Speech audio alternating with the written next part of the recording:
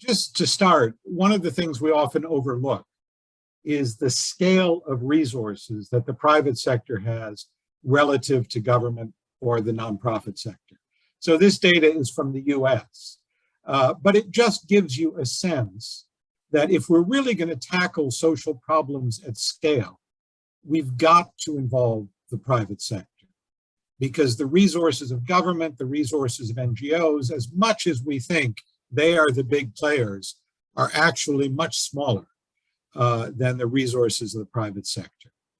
And we increasingly see that the success of companies and the health of the society in which they operate are inextricably linked. For one thing, you can't have a healthy society without a successful and competitive economy. And you can't generate tax revenue to support government, you can't generate wealth to support philanthropy, you can't generate wages that increase the standard of living unless you have healthy competitive companies. And yet we so often frame the debate as if companies are evil and the rest of society is good, and somehow they need to be antagonistic toward each other, when in fact they really are highly interdependent. We've also come to see that companies can act very differently and very powerfully around solving social problems in ways that NGOs and government cannot. Companies have an incentive to take risks that lead to innovation. They have a focus on efficiency that the other sectors might not have. And of course, when you can solve a social problem with a market-driven approach, you can scale it up and sustain it indefinitely without having to raise charitable dollars or government support. When we think about shared value, it is different from corporate social responsibility. It is different from corporate philanthropy. But it's important to say it does not replace those. I think many people read the original article as if we were saying, don't do philanthropy anymore, don't do CSR. The reality is companies need to do all three. Corporate philanthropy is about being a good citizen in your community. It is helpful to your reputation. It's a good thing to do. Corporate social responsibility, as we see it, is very much about mitigating the harms that a company causes. It's really about harm reduction, whereas shared value is about innovations to find new business opportunities in solving social problems. We think the three of them can work together in very complementary ways, but they're separate and companies need to do all of them. Just one quick example from a case I teach on Intercorp, a Peruvian company. And they decided to go into education in Peru as a business. And so they hired IDEO, the internationally known design firm, to help them design campuses for K-12 schools for secondary education. They went all over the world to find some of the best examples they could. They developed a model that was a mixture of independent computer-based learning and classroom teacher-led learning as a way of enabling teachers to reach more students at less cost. And they developed this entirely new school system and then began to build schools. And they had, as of a few years ago, 60 schools with about 1,000 students in each school. It's a profitable business. They're achieving a 23% EBITDA margin. And what's more important is these students outperform the other schools. They actually are in the top 25% of schools worldwide. And the tuition is about $150 a month, very affordable to middle-class families in Peru. And it's just an example of how we all talk about the need to improve education. There's so many government agencies and NGOs working on education. When a company comes in with a commitment to do it as a business rather than as a philanthropy, it can simply be more powerful. As I mentioned, shared value is self-sustaining and scalable. It's not about giving away a piece of the pie. It's about creating greater economic and social value for the company and for society. We find it at the overlap between business opportunity, social needs, and the specific corporate assets and expertise. And as Professor Porter and I have given talks around the world on shared value, we've also come to realize we should say what it is not, because many people misunderstand. And so it's not about personal values. Those are very important. The values of our corporate leaders determine the integrity with which our companies are operated. But that's not what we're talking about here. It's not about balancing stakeholder interests. It's not about reputation. It's not about giving away more money. It really ties to Porter's basic strategy concepts around differentiation, around the value chain, and around the competitive context. And what we see is in different industries, there are issues that emerge that are central to the shared value opportunities in that industry. If you think about extractive industries, fossil fuel, gold, etc., mining, the product is not helpful to the world in many cases. And the process has some serious environmental downsides. But these companies, we believe, can create great opportunity for economic development in the regions where they operate in ways that can reinforce and improve their operations and also create wealth and economic opportunity for the people in fairly remote regions in the world. So we believe every company can create shared value somehow. It doesn't mean that everything a company does is net positive. And again, it is very much tied to competitive strategy.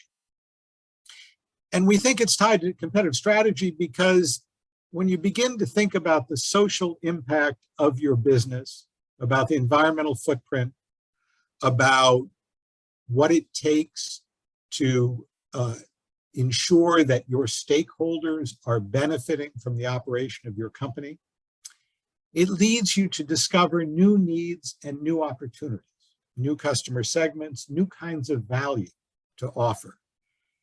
It enables you to rethink the activities in your value chain to find ways to increase productivity and, of course, improve the competitive context in ways that enable you to be more successful as a company.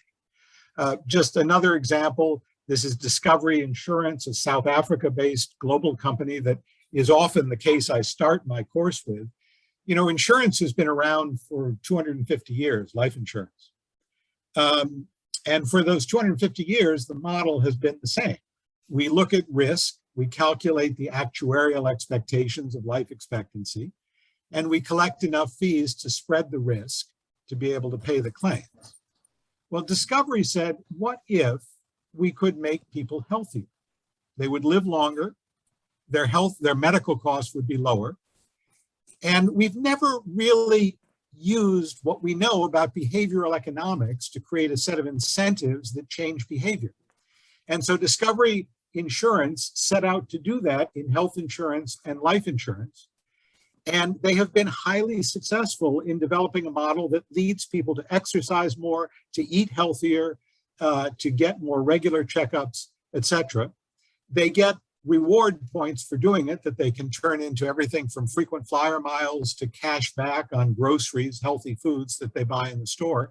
And as a result, their population actually has 15% lower medical costs and an 8-year longer life expectancy. This enables them to undercut their competitors in price and still be a more profitable insurance company. And they have actually licensed now this model to major life insurance companies in every market in the world, including Generali in Italy and Europe, and are reaching 17 million lives today. Discovery is an example of a company that was born with a shared value vision. But as we've looked around at companies, we see that there are some companies that are more in transition towards shared value, and there are others where it's really transformational. So I define a born shared value company as one where the very vision of the company from the beginning includes a positive social or environmental impact. A transitional company is one that is doing good things in the world. It might be a pharmaceutical company, but they are not necessarily focused on reaching populations that the typical pharmaceutical company doesn't reach. So they're selling medicines only for the developed world, let's say.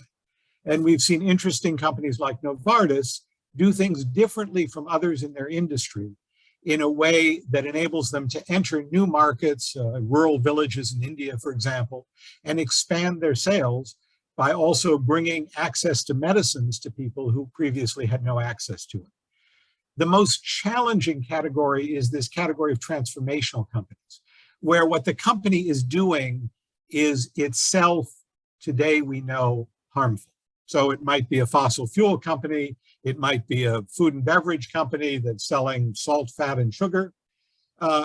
These companies need to fundamentally change their business model based on what we know today to get to a new business model that creates shared value. And particularly for large public companies, trying to make that kind of transition in a way that you don't lose your shareholders or get fired as CEO is quite challenging. Because what we see as we look around is that most companies have business models that were developed before we knew about climate change, before we knew about social determinants of health, before we knew about waste and the impact of plastics on oceans, before we thought very heavily about racial equity issues and some of the dimensions of racial inequity that affect our hiring and employment practices, as well as the design of products. And so what shared value really is about, in a nutshell, is rethinking the corporate strategy based on what we know today about social and environmental issues that we did not know when the company's original business model was developed. And this, we see, can be a tremendous source of opportunity. Although, to be honest, what we see more often is companies simply trying to hold off the change by lobbying against legislation, by confusing the public about climate change, instead of acknowledging that the world is different today. And if they want to survive, they need to find new shared value opportunities that take into account what we know today. Just to give you a quick example of the food and beverage industry, again, using Professor Porter's 5 forces that I'm sure all of you know well and are sick of. If you think about that industry 30 or 40 years ago, you know, the suppliers were smallhold farmers by and large. There was strong brand loyalty, so there was not a lot of threat of substitutes. The purchasers were loyal to brands, they're individual consumers. There wasn't a consolidation in the distribution channels, so there was not a lot of power there. And it was a highly concentrated industry, and as a result, it was a very stable and profitable industry. But that's not what it looks like today or has looked like in recent years. And if you think about it, of course, the 5 forces have changed. And what has changed them is our knowledge and understanding of social and environmental issues. And so when you think about smallhold farmers today, you think about water and climate change and child labor. When you think about consumers, you think about the concentration of distribution power in Walmart and others, as well as the growth of generic brands and so on. You know, people today buy water instead of buying a soft drink. That wasn't true 30 years ago. So all of a sudden there's a new substitution going on. And of course, lots of organic and health food companies have emerged, small ones, new entrants. And of course, we see government regulation changing the structure of rivalry by imposing taxes and activist investors coming in because these companies have been struggling. So the point is, the 5 forces change over time. And a big factor of what changes them is social and environmental conditions in the regions where the company operates. And if you look at how companies respond to this, there are a lot of companies, as I mentioned, that are simply trying to defend the outdated model. And they're cutting costs because their sales are not growing, et cetera, but they have no clear differentiated shared value strategy. Danone is an interesting example of a company that has eliminated all of the unhealthy foods and focused just on dairy and nutrition. And so it is aligned with current trends, but I wouldn't say they found new opportunities. Nestle has done something very interesting. They have devoted billions of dollars to research to identify nutritional supplements with actual health or medical outcomes. So something like a supplement you give to people in the hospital before surgery and after surgery, and it reduces post-surgical infection by 50%. It's a totally new category that is in between pharmaceuticals and food that is more profitable than food and less regulated than pharmaceuticals, and an industry that comes out of what we know today about the connection between diet and health, and an industry where Nestle has already grown a $5 billion business. It's the fastest growing part of Nestle's whole enterprise, that came from really recognizing a shared value opportunity based on what we know today that we didn't know then. You know, we said in the original article, shared value happens on 3 levels. There's new products or markets, there's rethinking productivity in the value chain, and there's improving local conditions. And, you know, Porter would say that that competition can either be a zero-sum competition, where everybody's doing the same thing, and as a result, you can only compete on price, and as a result, you will drive down profit margins until it's not really a very attractive business. But the better way to compete, Porter would say, is differentiation. Find a particular customer segment, a particular set of needs, and meet those needs better than anyone else in the industry, and that will give you a sustainable competitive advantage. Well, again, when you begin to think about shared value, you begin to realize that there are social and environmental needs that can differentiate you that may not have been something you thought about before. And we just see tremendous innovation. You know, I wear eyeglasses. When I need new glasses, I have to go to the optometrist and get a prescription. Most of the people on the planet don't have access to optometrists. And some very smart people realize that if you have 2 lenses that are mirror opposites of each other, and if you align them, they cancel each other out, so they're just clear. But if you begin to slide them apart, you get a stronger and stronger prescription. And so they invented eyeglasses with 2 lenses on each side and a dial, and you put them on and turn the dial until you can see. And there are now several billion people who can have access to eyeglasses who couldn't see before. And it's just one example of the business models that we developed that were focused purely on affluent markets and affluent customers. And they don't work for most of the world. But shared value is prompting companies to rethink how they can develop new business models that do reach the rest of the world. Another quick example, life insurance that is sold by cell phone minutes, that in Africa, that has overcome some of the really major problems of trying to market life insurance to people who don't understand it and not have adverse selection. When you think about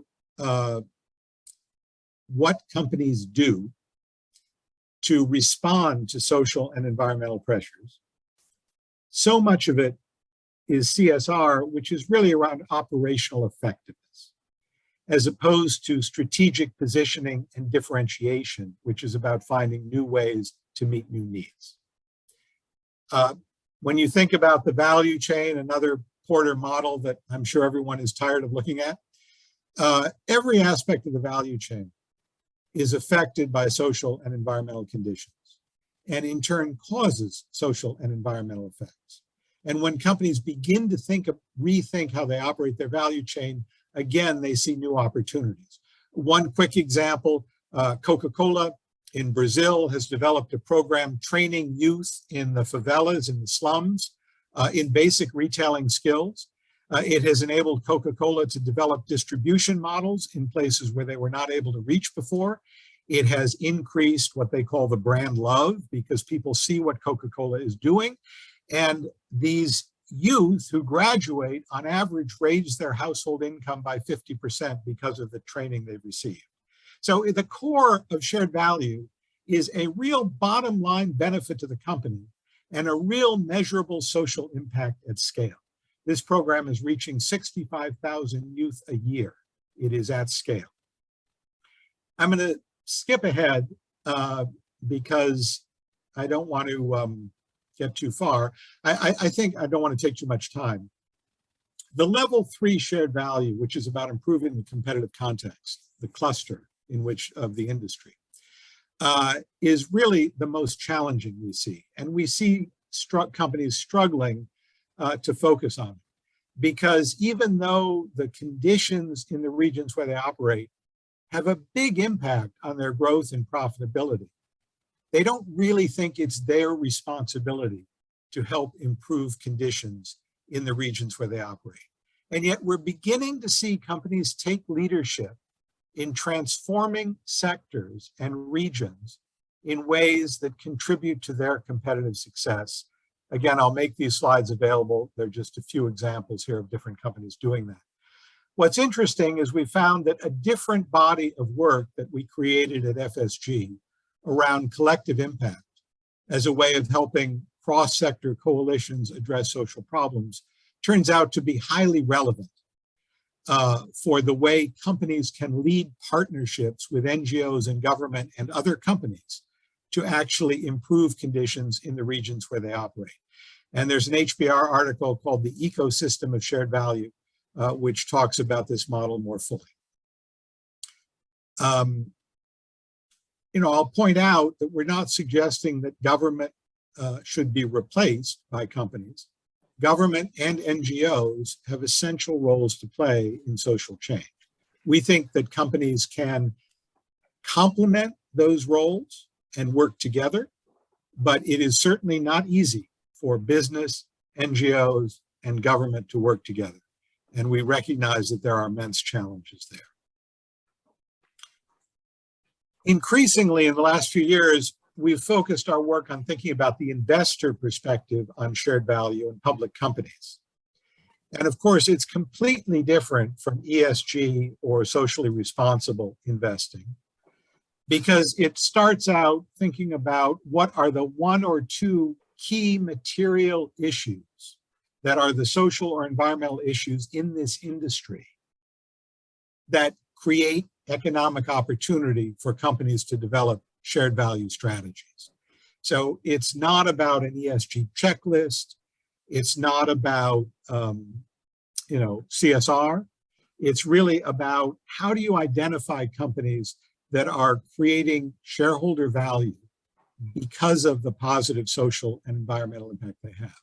And one of the things that's so interesting when you look carefully at the various ESG reporting systems, there are many ways for companies to report a reduction in negative impact. There is almost no way for a company that is having a positive social impact, like Discovery Insurance, helping people live longer. There is almost no way for them to report a positive impact in current ESG ratings, because the mindset, of course, was that companies are evil. We've been exploring some thinking around the idea of hybrid metrics. The idea, and there are a couple articles in Institutional Investor magazine that Mike Porter wrote and I wrote, that explore this idea of how do we link the key social or environmental impact with the profitability of companies, so that we're not looking at social and environmental impact separately from financial performance. We believe we need to tie those together, and we think that's a very important area of research for the field. How do you think about the connection between, for example, the health of your customers and the profitability of your pharmaceutical company? And we find that when you begin to think about the well-being of your stakeholders that way, it leads you in new strategic directions. Of course, there are challenges to creating shared value. I think the hardest one we've come across is the difficulty of changing the mindset of executives who are so used to thinking of social and environmental issues as a cost or a constraint or something that is the responsibility of government and NGOs and not something they should be thinking about as part of their corporate strategy. It requires the courage to see beyond conventional boundaries and take the risk of doing things differently than others in your industry. It requires that we get better at how we measure the social impact of companies, and again, how we connect that to their profitability. And of course, it does require working with other companies and with other sectors, and that too is a challenge for many players. As I mentioned, there are resources at HBS Publishing, a teaching note on how to develop a module to teach shared value, a number of teaching cases and other resources also at the Shared Value Initiative, which is at sharedvalue.org. And in terms of a research agenda, just to conclude here, we need more research that really focuses in on this link between shared value and competitiveness, looking at different industries, looking at returns to investors, looking at regional economic impact. We need better tools for security analysis that enable one to really understand if a company is having impact in a way that is not just public relations, but is actually driving economic results. We need to look at better identification of opportunities in different regions, in different industries and social issues, on where companies can be creating shared value strategies. We need to understand better how government policy can encourage companies to adopt shared value strategies. If companies are actually helping to solve social problems, it can save governments a great deal of money. And that should enable them to give incentives to companies, meaningful incentives, to try moving in these new areas. And of course, there's lots of talk about stakeholder capitalism, about social purpose, about CSR, ESG, shared value. How do all these different word swamps come together? And how do these different approaches reinforce each other? Where are they mutually reinforcing? Where are they contradictory? And of course, we see all the time that companies need more and more guidance about how to implement and how to measure shared value. So Professor Porter and I often end our presentations with this slide to say, all profit is not equal. One can make profit in ways that are harmful to society, or one can make profit in ways that are mutually reinforcing and create a better world as they also create a more competitive company. And that, of course, we believe is the next frontier in competitive theory and capitalism. So I will stop there.